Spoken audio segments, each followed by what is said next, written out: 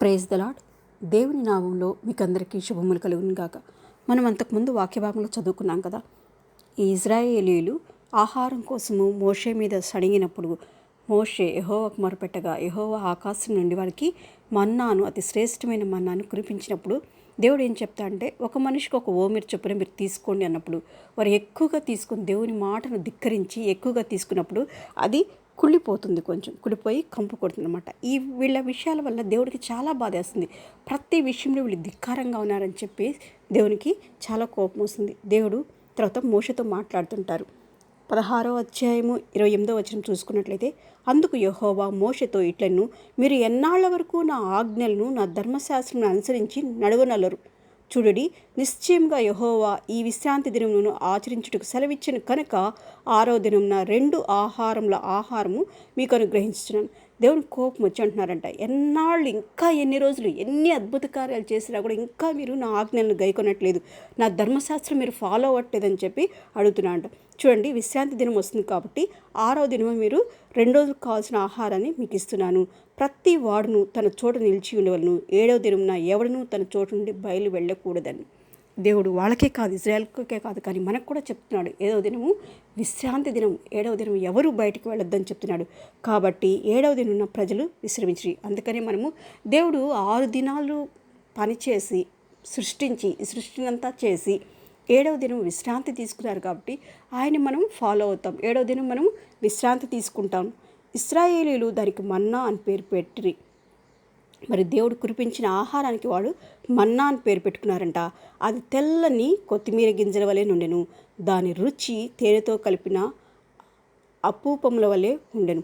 అవి ఎలా ఉన్నాయంటే, ఆ మన్నా తెల్లని కొత్తిమీర గింజలు లాగా ఉన్నాయంట. అది ఎంత రుచిగా ఉందంటే, తేనెని ఇష్టపడిన వారు ఎవ్వరూ ఉండరు కదండి. అంత రుచిమైన, అంత శ్రేష్టమైన, అంత మంచి ఆహారం దేవుడు వాళ్ళకి ఇచ్చాడంట. అలాగే మనం 35వ వచనం నుంచి చదువుకున్నట్టయితే, ఇజ్రాయేలీలు నివసింపవలసిన దేశమునకు తాము వచ్చు 40 ఏండ్లు మన్నానే తించుండ్రి. మరి దేవుడు ఎక్కడికి నడిపిస్తున్నారు అని, పాలు తేనెలు ప్రవహించు కనాన్ దేశంకి నడిపిస్తున్నారు.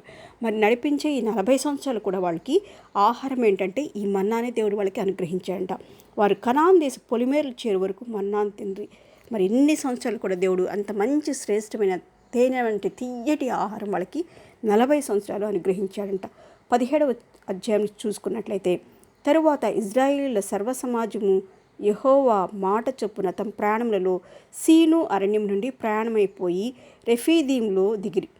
ఇంకా అక్కడి నుంచి తర్వాత దేవుడు వాళ్ళని మూవ్ అవ్వమని చెప్పినప్పుడు ప్రయాణం చేసి ఇక్కడి నుంచి ఈ అరణ్యం దగ్గర నుంచి, సీమ అరణ్యం దగ్గర నుంచి మీరు సీను అరణ్యం దగ్గర నుంచి మీరు వెళ్ళిపోండి అన్నప్పుడు అక్కడి నుంచి వాళ్ళు ప్రయాణమైపోయారంట.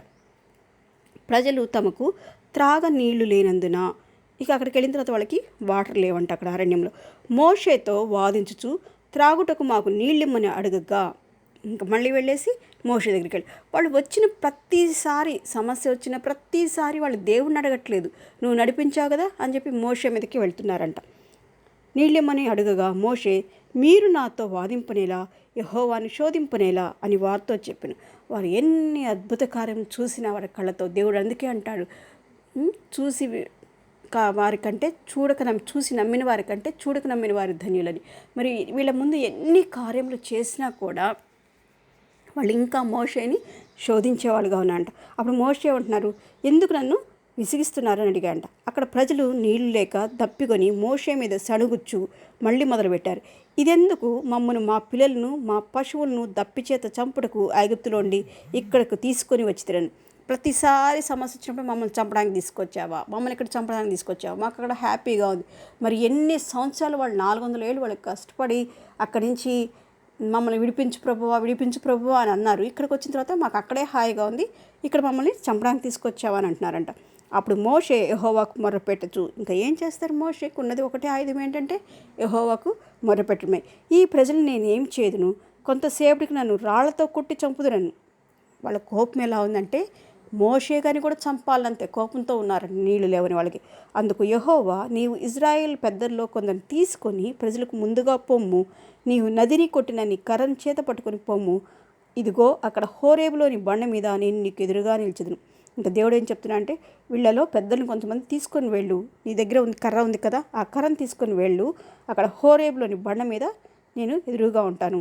నీవు ఆ బండను కొట్టగా ప్రజలు త్రాగుటకు దానిలోని నీళ్లు బయలుదేరని మోషేతో సెలవయ్యగా మోషే ఇజ్రాయేల్ పెద్దల కన్నుల ఎదుట అట్లు చేసెను. మరి యెహోవా దేవుడు చెప్పినట్టు ఇంకా మోషే గారు ఇజ్రాయేల్ పెద్దలను తీసుకుని అక్కడికి వెళ్ళేసి ఆ హోరేబులోని బండ మీద కొట్టినప్పుడు దాని నుంచి మంచినీరు వస్తే వాళ్ళందరూ కలిసి తాగి తన దాహము తీర్చుకున్నారంట. దేవుడు మమ్మల్ని దీవించి ఆశీర్వదించి కాపాడుగాక. ఆమెన్.